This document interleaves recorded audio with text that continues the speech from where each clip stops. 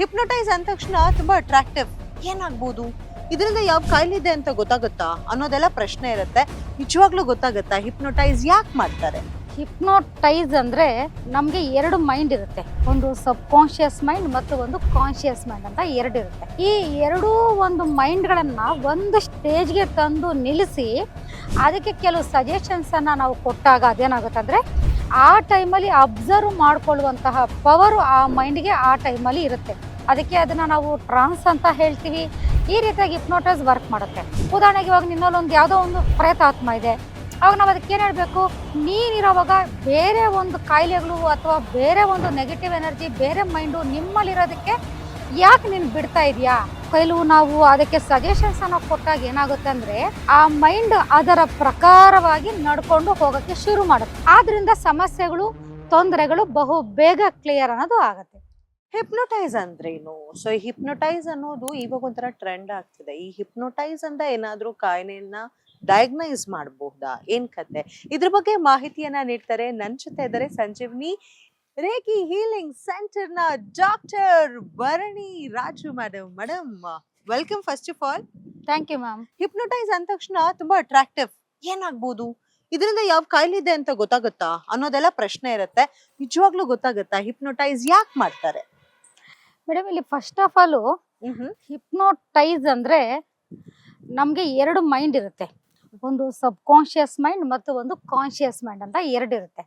ಈ ಸಬ್ conscious mind ಕೆಲಸ, ಸಬ್ conscious mind ನಿಧಾನವಾಗಿ ಆಲೋಚನೆ ಮಾಡ್ತಾ ನಿಧಾನವಾಗಿ ನಮ್ಗೆ ಗೊತ್ತಿಲ್ದಿರೋ ಥರ ಆಲೋಚನೆಯನ್ನ ಮಾಡ್ತಾ ಇರುತ್ತೆ. ನಮ್ಮ ಕಾನ್ಶಿಯಸ್ ಮೈಂಡ್ ಏನಂದ್ರೆ ಪ್ರೆಸೆಂಟ್ ಈಗ ನಾವ್ ಏನ್ ಮಾಡ್ತಾ ಇದೀವಿ, ನಾವ್ ಏನ್ ತಿನ್ಬೇಕು, ನಾವ್ ಏನ್ ಮಾತಾಡ್ಬೇಕು, ಅಥವಾ ಈಗ ನಾವ್ ಯಾವ ಪರಿಸ್ಥಿತಿಯಲ್ಲಿ ನಾವ್ ಇದೀವಿ ಅನ್ನೋದನ್ನ ನಮ್ಮ ಕಾನ್ಶಿಯಸ್ ಮೈಂಡ್ ಮೇಂಟೈನ್ ಮಾಡ್ತಾ ಇರುತ್ತೆ. ಈ ಎರಡೂ ಒಂದು ಮೈಂಡ್ಗಳನ್ನ ಒಂದು ಸ್ಟೇಜ್ಗೆ ತಂದು ನಿಲ್ಲಿಸಿ ಅದಕ್ಕೆ ಕೆಲವು ಸಜೆಷನ್ಸ್ ಅನ್ನ ನಾವು ಕೊಟ್ಟಾಗ ಅದೇನಾಗುತ್ತೆ ಅಂದ್ರೆ ಆ ಟೈಮಲ್ಲಿ ಅಬ್ಸರ್ವ್ ಮಾಡ್ಕೊಳ್ಳುವಂತಹ ಪವರ್ ಆ ಮೈಂಡ್ಗೆ ಆ ಟೈಮಲ್ಲಿ ಇರುತ್ತೆ.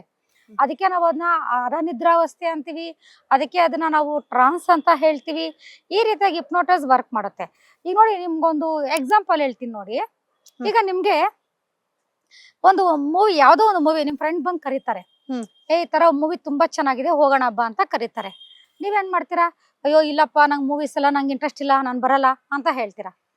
ಮತ್ತೆ ಮಾರನೇ ದಿನ ಬಂದು ಅದನ್ನೇ ಮಾಡ್ತಾರೆ, ಇಲ್ಲ ತುಂಬಾ ಚೆನ್ನಾಗಿದೆ ಮೂವಿ ಹೋಗೋಣ ಬಾ, ಎಲ್ಲಿ ಯಾವ ಯೂಟ್ಯೂಬ್ ಅಲ್ಲಿ ನೋಡಿದ್ರು ಅದೇ ಇದೆ, ಯಾವ ಸೋಷಿಯಲ್ ಮೀಡಿಯಾದಲ್ಲೂ ಇದೆ ಬಾ ಅಂತ. 1 ವೀಕ್ ನಿಮ್ಮನ್ನ ಕರಿತಾನೆ ಇದ್ರೆ ಏನ್ ಮಾಡ್ತೀರಾ ನೀವು? ನೋಡೋಣ ಬಾ ಏನಿದೆ ಅಲ್ವಾ? ಅಂದ್ರೆ ನಮ್ಮ ಮೈಂಡು ಯಾವ ಒಂದು ಸಮಸ್ಯೆಯಿಂದ, ಈಗ ನಾವ್ ಯಾರೋ ಒಬ್ರು ಜಸ್ಟ್ ಕರೆದ್ರು ಅಂತ ಹೇಳ್ಬಿಟ್ಟು ನಮ್ಗೆ ಇಷ್ಟ ಇಲ್ಲ ಅಂದ್ರೆ ನಾವು ಹೋಗ್ತಾ ಇದೀವಿ. ಅಂತ ಒಂದು ಮೈಂಡ್ಗೆ ನಾವೇನ್ ಮಾಡ್ತೀವಿ, ಮಲಗಿಸಿ ಅವ್ರನ್ನ ಹಿಪ್ನೋಟೈಸ್ ಸ್ಟೇಜ್ಗೆ ನಾವು ಅದನ್ನ ಕರ್ಕೊಂಡು ಹೋಗಿ, ನಿನಗೆ ಇದು ಬೇಡ, ನಿನಗೆ ಇದು ಬೇಕು. ಉದಾಹರಣೆಗೆ ಇವಾಗ ನಿನ್ನಲ್ಲೊಂದು ಯಾವ್ದೋ ಒಂದು ಪ್ರೇತಾತ್ಮ ಇದೆ, ಅವಾಗ ನಾವ್ ಅದಕ್ಕೆ ಏನ್ ಹೇಳ್ಬೇಕು, ಈ ದೇಹದ ಒಡೆಯ ನೀನು, ಈ ದೇಹದ ಓನರ್ ನೀನು, ಈ ದೇಹದ ನಿಜವಾದ ಡಾಕ್ಟರ್ ನೀನಿರೋವಾಗ ಬೇರೆ ಒಂದು ಕಾಯಿಲೆಗಳು ಅಥವಾ ಬೇರೆ ಒಂದು ನೆಗೆಟಿವ್ ಎನರ್ಜಿ ಬೇರೆ ಮೈಂಡು ನಿಮ್ಮಲ್ಲಿರೋದಕ್ಕೆ ಯಾಕೆ ನೀನ್ ಬಿಡ್ತಾ ಇದೀಯಾ? ಯಾಕೆ ನೀನು ಅದಕ್ಕೆ ಯಾಕೆ ನೀನು ಅವಕಾಶವನ್ನ ಕೊಟ್ಟಿದ್ಯಾ? ನೀನಿರೋದು ಏನಕ್ಕೆ?